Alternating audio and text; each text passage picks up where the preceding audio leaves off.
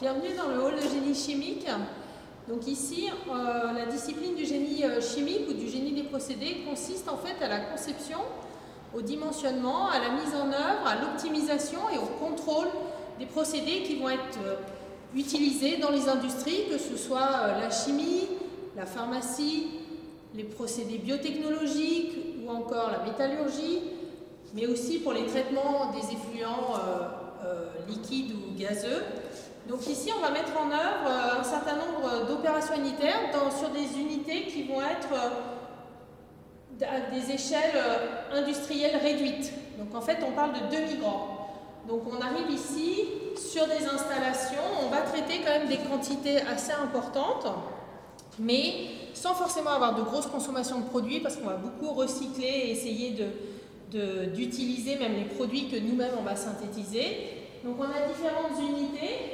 Alors pour les grands procédés qu'on va surtout rencontrer lors de la deuxième année en fait du cycle, on va avoir des procédés tels que, par exemple ici, une rectification continue. Donc on a une magnifique installation, donc on a cette chance ici à l'unité d'Orsay d'avoir de belles installations. Ici on a une colonne de distillation avec 18 plateaux, donc une colonne quand même assez conséquente. On va traiter un mélange eau-alcool. Ici par exemple on a un banc où on va étudier le fonctionnement continu de réacteurs chimiques, où on va mettre en œuvre 3 types de réacteurs, donc un réacteur de 1 litre, 2 réacteurs de 0,5 litres chacun, et ici des réacteurs avec des écoulements différents, mais également d'une capacité de 1 litre. Et on va voir l'influence de cette configuration de réacteur sur la conversion de notre réaction chimique. Donc ici, on a une installation où on fait de l'extraction liquide-liquide. Donc on a également une belle installation d'une colonne de 4 mètres. On va venir faire le transfert d'acide acétique depuis un milieu organique.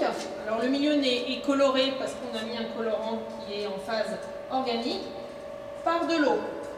Donc en fait ces deux milieux, ces deux solutions vont en fait se rencontrer à contre-courant dans une installation avec un garnissage qui permet comme ça de favoriser le contact entre les gouttes de phase organique qui vont circuler de bas en haut et l'eau qui elle va circuler de haut en bas.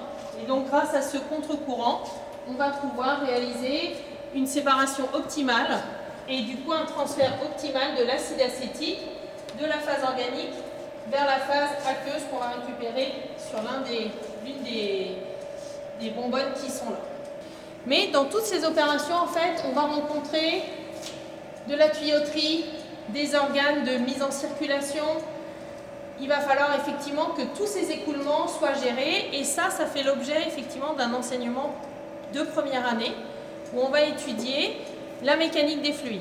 La mécanique des fluides, on va s'intéresser à l'étude de débimétrie, c'est-à-dire être capable d'évaluer des débits circulants dans des installations grâce à des instruments, tubes Venturi, diaphragme.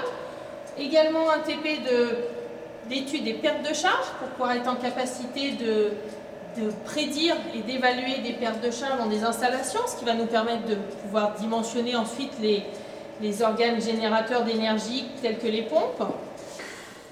Les TP de première année vont aussi être consacrés à l'étude des échangeurs thermiques. Donc ici, sur ce banc, on a 3 échangeurs thermiques à notre disposition.